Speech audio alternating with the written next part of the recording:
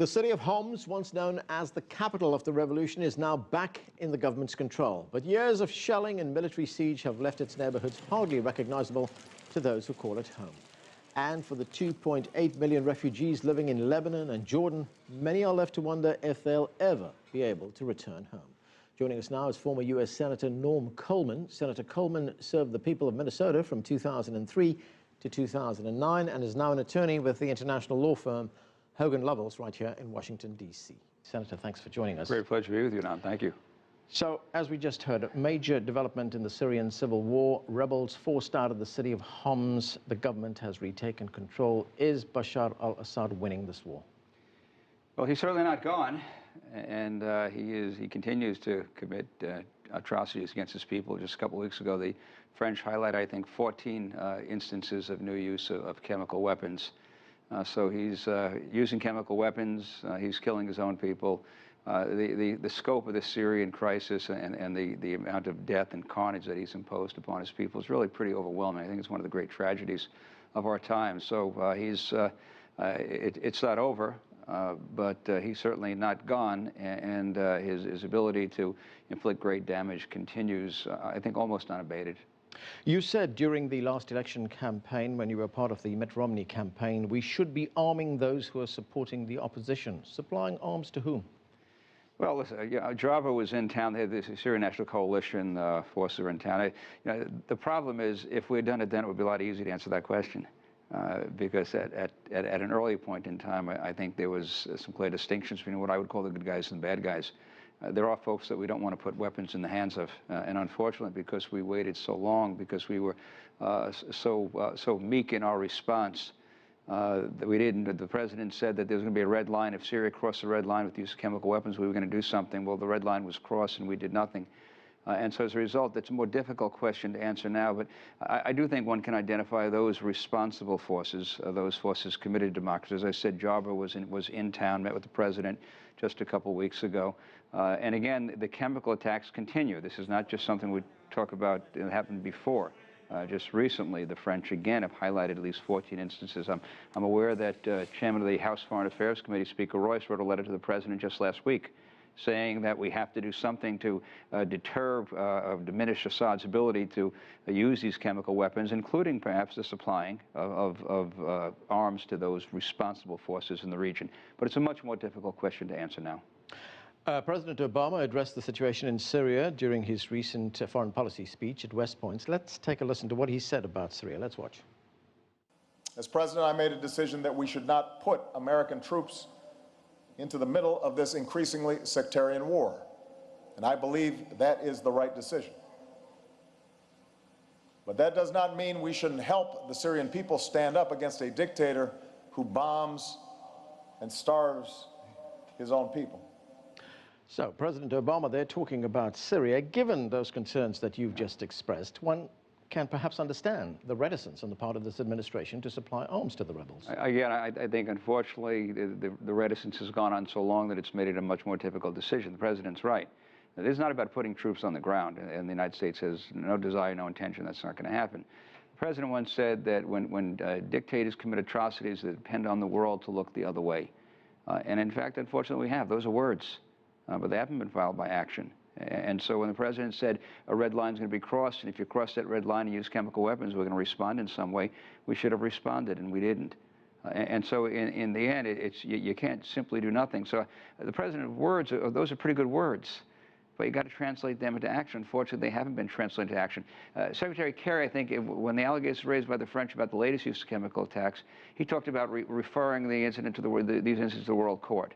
This is not a matter for the World Court. Right, but when you say these words have to be translated into action, one sees the problem that the administration has here. You've said that yourself. Well, and again, a problem that they created, that there was a period in time in which it would be easy. I'm not saying it's easy, but if you just sit back and do nothing, then you give Assad free rein to do what he's doing. And again, and this is one in which we're not doing it alone. And in fact, as I keep mentioning the French, and there are others in the international community, they're saying enough is enough, that use of chemical weapons, the entire international community has to support the use of chemical weapons. And so I think one has to be strategic about it, with caution. This is not reckless abandon, but one, it's not troops on the ground, not boots on the ground, and it's not simply indiscriminate kind of distributing weapons to any and all parties. But I do think I think Jabba, and representing some of the force in the Syrian coalition, can provide some measure of comfort to again deter Assad's capacity to be using these chemical weapons. Right. You know, Secretary of State Hillary Clinton, when she was Secretary of State, said about the Syrian National Council, it can no longer be viewed as the visible leader of the opposition. Well, she's not Secretary of State now, and I don't think there's any question that right now they are the visible leader. Again, I mean, one of the challenges we have is because we didn't act early enough. We let some of the forces tied to al-Qaeda, forces tied to extremism, we let them have a free hand. They were the ones that were out there without us doing anything. But that's not to say that all the forces involved in fighting Assad are within that universe. And so one has to, I think, be strategic in this. And again, I go back to the president's words. You can't. Inaction is not a choice here.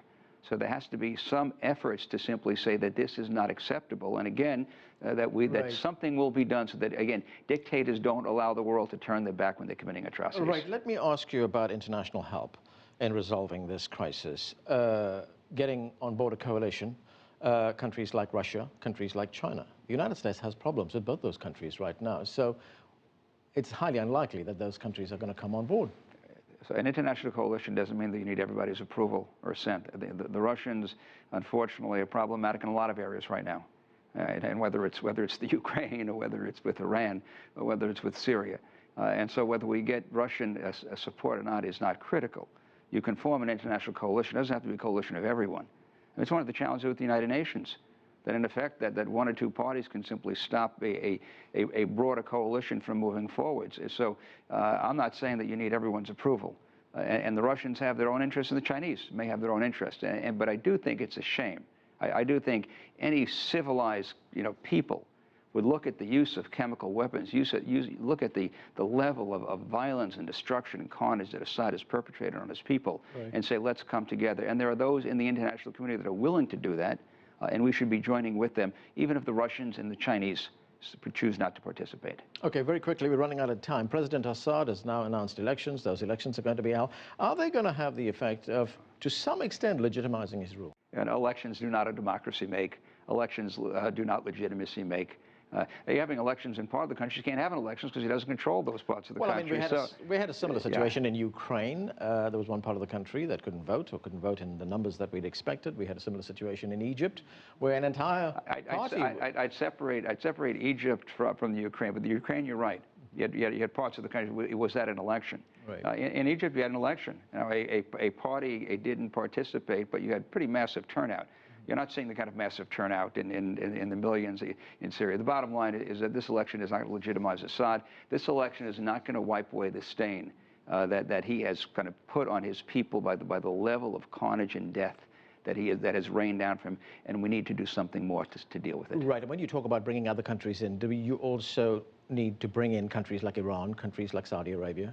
I mean, in many instances, some analysts see this as a proxy war between the two large groupings in Islam, Sunnis versus Shiites. You know, it's a very good question. I think we certainly need the region to be involved.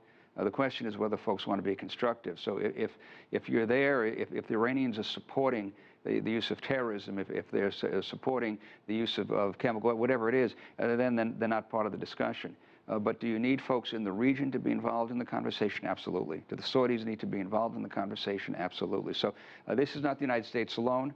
It is not everyone in the world together. It is those folks in the region. It is the coalition of the concerned being willing to step forward to say the use of chemical weapons is not going to be allowed during our lifetime. Senator Coleman, thank you very much for joining us. Great pleasure. Thank you.